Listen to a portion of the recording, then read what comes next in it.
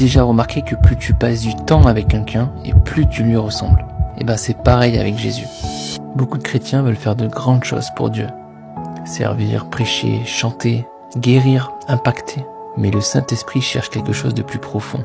Parce que tu peux faire des œuvres pour Dieu sans jamais vraiment lui ressembler.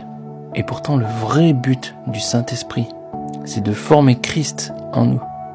Et la Bible dit dans Romains 8, 29 que nous avons été prédestinés à être semblables à l'image de son Fils. Et dans Galates 4, verset 19, Paul dit « Jusqu'à ce que Christ soit formé en vous ». Tu vois, le but, c'est pas juste l'activité chrétienne. Le but, c'est la transformation par le Saint-Esprit. Parce que le Saint-Esprit veut que ton cœur ressemble à celui de Jésus, que ton amour ressemble à Jésus, ta compassion, ton humilité, ta pureté, ta manière de voir les gens ressemble à Jésus.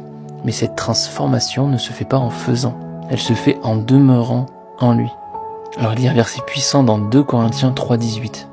Nous tous, le visage dévoilé, nous contemplons en Christ comme dans un miroir la gloire du Seigneur. Ainsi, nous sommes transformés pour être semblables au Seigneur. Autrement dit, ce que tu contemples finit par te transformer. La puissance du Saint-Esprit, elle vient avec le niveau d'intimité que tu as avec lui. Alors si tu veux voir vraiment cette puissance se manifester, je t'invite à faire cette prière.